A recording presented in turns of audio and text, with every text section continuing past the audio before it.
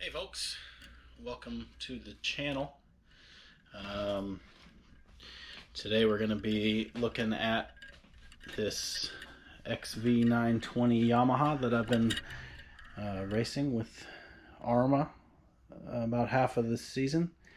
Had quite a bit of success with it, but now it's time to get ready for next season. So we're going to pull the motor out, take it apart, and see what we can see. Check for wear. This season was mostly kind of R&D on the bike, and it's been super reliable, but about 500 miles on it now, and just kind of want to go in there and see what's what. Had a lot of really good luck with this thing. No mechanical issues until the very last weekend. We went to Buttonwillow to just have a little bit of fun, and the clutch finally gave up. But it's got 18 race starts and about 18 hours on the whole thing. So at this power level, I'm honestly surprised that it lasted that long. So we're gonna pull the whole thing apart and see what else we can do, maybe to make sure it stays reliable. First race in January is in Daytona, and Daytona is notoriously hard on equipment. So we're going to make sure there's nothing we can't do to ensure we don't have any issues there. For people that don't know me or don't know this bike, I built this bike for vintage superbike racing nationwide with Arma, and here on the West Coast a little bit with CSRA. And I built this bike because my dad built one in the 80s when this thing first came out, and he had a lot of success with it also. We've got some more modern parts these days and able to build a little bit more contemporary machine, and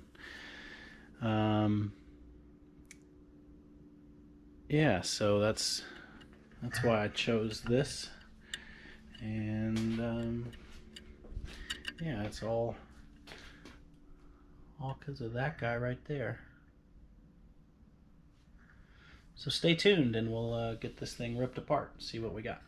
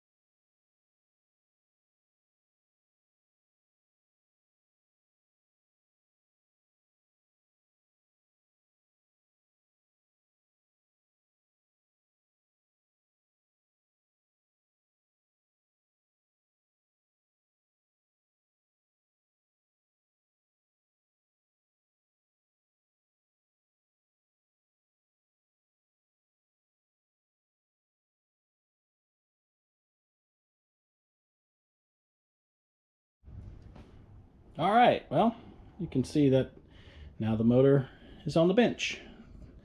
That was about 35 or 40 actual minutes.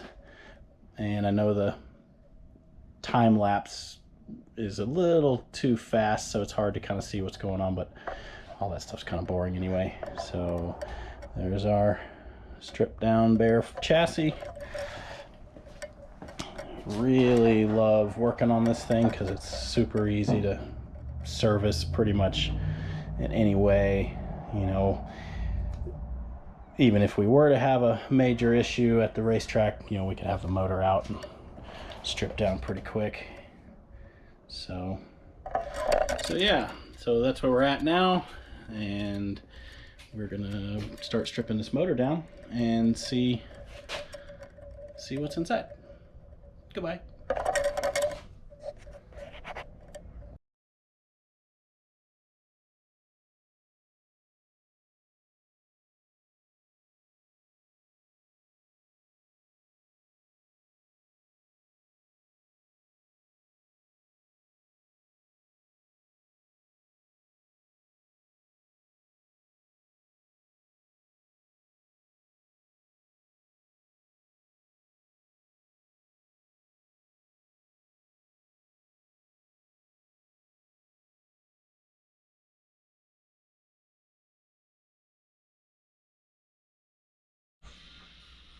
Alright, first order of business here, stripping this thing down just so it's, you know, kind of a mental game for me, is setting everything up to top dead center before I tear everything apart. These motors are kind of strange. On the left side, you have the stator here, which has been, you know, gutted. There's no coils or anything in there.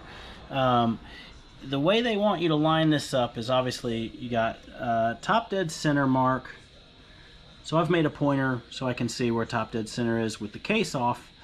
And the way you line this thing up, as far as the timing gear back there, which corresponds to the cam gear up there, there's a tiny hole in the stator right there. And the way you do this is because these gears, the timing gears, are kind of a scissor gear to keep everything quiet, you've got to stick a punch, or I use like a 4mm long T-handle Allen, and I stick in that hole and line up with a hole that's in the timing gear. Now, the service manual that I have is actually incorrect. It tells me to line up that little dot. And the last time I had this thing apart is when I figured all this out. So I have kind of painted that orange to make it easier for me to see the last time I was working on this thing. The service manual I have wants you to line that dot up, which is just a dot, not a hole, with this hole. And that will never work. I don't know why this is this way, but it took me a while, and actually the first time I went to fire this bike up, it had no compression on the rear cylinder. So I thought, well, I must have screwed up the cam timing, and so I took it all back apart, took the motor out, and pulled the head off of the #1 cylinder, which is the rear, and I had a nice little mark on the top of the piston where the valve had hit it. I'll show you that when I get the head pulled off, but as kind of a testament to how durable these motors are, nothing was bent, nothing was damaged. It just kind of scratched the surface of the ceramic coating that I did on the piston top. Now, I put the valve in the lathe, I spun it, everything just to make double sure that this thing was still straight. I don't know how it was losing compression, unless it was just the valve timing was holding the valves open at the wrong time and letting the compression escape. So on a gauge, it showed no compression. I did a leak down test. I even filled the combustion chamber and the ports with solvent and nothing leaked through. So I slapped it back together and through some trial and error figured out how to time it correctly. And yeah, so sometimes the service manual is full of shit. So yeah, let me get back to tearing this thing apart and stay tuned. Alright, so now we're just going to give you a quick look at the other side of the motor. I have rolled it over 270 degrees to top dead center on the front cylinder. You can see maybe there's another little mark right there which shows top dead center for the front cylinder, which is number 2. And when you do that, you've got 2 actual dots that line up on this side. You still have to put a Allen or a punch in that hole to line the scissor gears up so they'll mesh, but this side you line the dots up. It just kind of confusing, but now that I've got it, it's no problem to get it there every time. So now I'll pull the heads off, pull the cam chains off, and we'll see what the chambers and the pistons look like. Alright, we've got the heads and cylinders off now.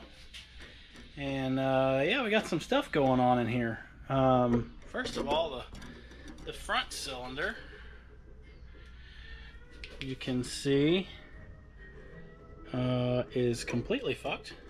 A lot of transfer from the piston to the cylinder itself. The rear cylinder is better. Doesn't look quite as bad. It's got some grooves in it, but I expect these grooves, I don't know if you can see them. I can feel them with my finger. I suspect this is from trash going into the carburetor, because this cylinder's carburetor faces forward. So I have a feeling that maybe I'm getting some trash in there and scoring the cylinder. Otherwise, this one doesn't look horrible. The front cylinder, however, is pretty rough. Kind of matches the piston. And this is definitely stuff we don't like to see, but that's why we're taking it apart and freshening it up, and see if we can figure out what caused our issues there. Also, rear cylinder pulled out a broken tension ring. The lower oil ring came out in 2 pieces, so that's awesome. But yeah, stay tuned. Alright, got our cases split, got all of our undergarments exposed. Everything in here so far looks like it should look. We'll pull the rods off and check the bearings, see what they look like. And yeah, and now we know what we're dealing with. Got all of our goodies lined up here. Of our damage to fix. Back of the pistons, they've gotten pretty hot. May be running a little bit leaner than it should be. We're going to take care of all of these things.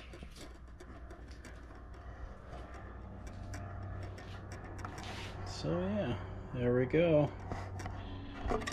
Thanks for watching.